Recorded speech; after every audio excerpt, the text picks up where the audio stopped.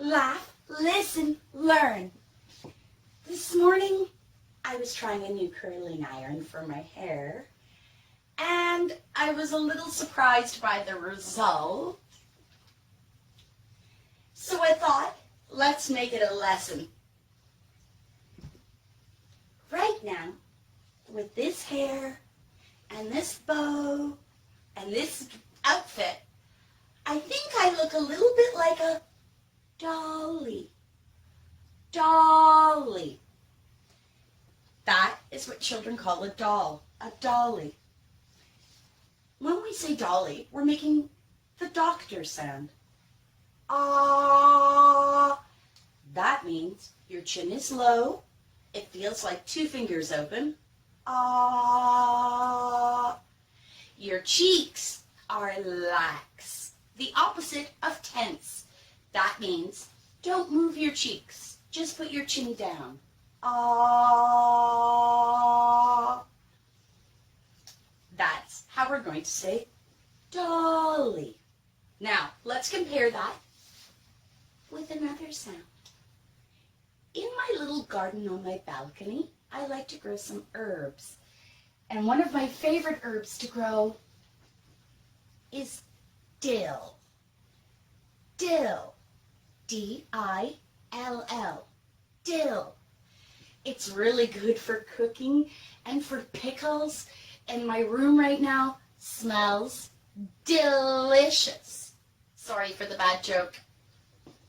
Anyway, if a food has a lot of dill, or if you walk into my house right now, you might say, it smells dilly. Dilly. D-I-L-L-Y. Dilly. Now, when I say dill, you'll notice I don't move my chin. My chin is high. Dill. Dill. Dill. I only open my mouth a little to make that ending L that's touching your front teeth. Dill. So, dolly, dilly. The only difference is your chin location. In both sounds, your cheeks are lax, the opposite of tense. So, dill, doll. Dill, doll. High chin for dill, low chin for doll. Dilly, dolly. Now, there's also a place that you can go to get meat and cheese in the grocery store. Sometimes they have prepared salads and things like that. So, if you want some meat and cheese, you should go to the deli. Deli. D-E-L-I. Deli. Now, dilly, deli. When you look at my mouth, they look very similar.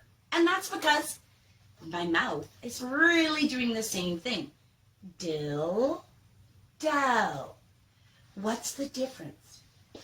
Listen carefully. Dilly, deli. Dilly, deli. The I sound in dill is a higher sound. Dill. But if we're talking about the meat and the cheese section of the grocery store, we're talking about the dell. Dill, dell. The lips, the cheeks, the chin, they're all the same position. But the difference is the piano. So think about a piano. Your mouth is like a piano. The high sounds happen at the front of your mouth. E, eh, ah. The same thing is happening with dill, dell, dill, dell. And we can go further. Another problem for many of my students is pin, pen, P-I-N, pin, P-E-N, pen. So the difference is the same as dill, dell, or H-I-L-L compared to H-E-L-L, hill, hell. So if you're having a problem with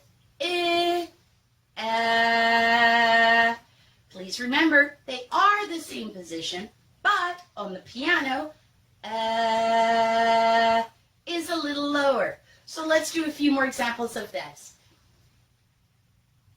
Pin, pen. Boy's name, min, M-I-N, compared to men. And one of my favorites, I-F, if. Compare it to F. So again, dilly, deli. The difference is in the piano, not in your mouth position.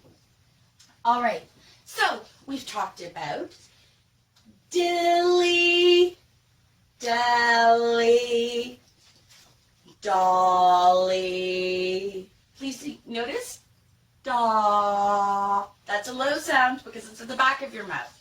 So higher, dilly, deli, dolly. Now, I'm Canadian and probably I'm not pronouncing this in the most accurate way. But there's another person I would like to discuss, and he's a famous artist, Salvador Dali.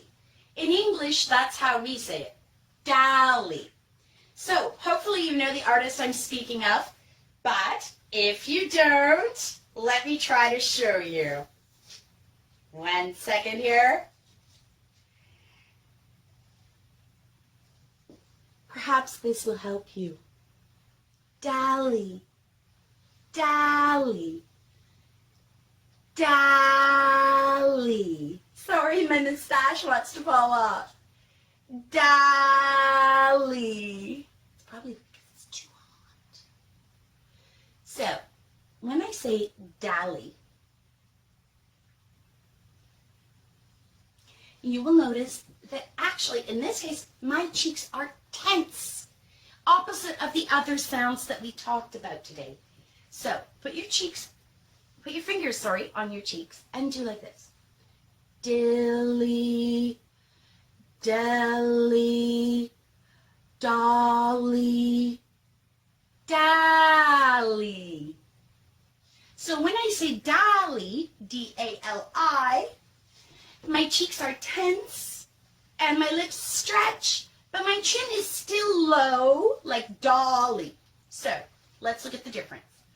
Dolly, dolly. My cheeks are lax, not tense.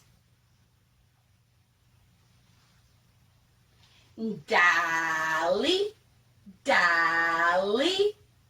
My cheeks are tense. Again, use your fingers. Dolly, dally. Dolly, dally. You should feel your cheeks moving when you say D-A-L-I, but you should not feel your cheeks moving when you say D-O-L-L-Y. So, this lesson is a quick look at the differences between vowel sounds and trying to show you a little bit of the system that I created. Chin, cheeks, lips, piano. When we use these things, we know the difference between one sound and another sound. So just to review, dill, dill, dilly, dill. Very small, only one finger open, dill. Just enough to put my tongue up to my front teeth for ending L. Dilly. The next sound, moving back, so it sounds a little lower, but the position is the same. In the grocery store, the place that you get meat and cheese and things like that, one finger open, cheeks are lax, the same as the other position, but it sounds a little lower.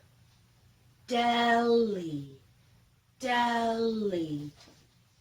Higher, dilly, deli. Opening your mouth with two fingers, making it feel like your chin is very low. The doctor sound, so the tongue depressor, ah. Imagine the back of your tongue is down, not up.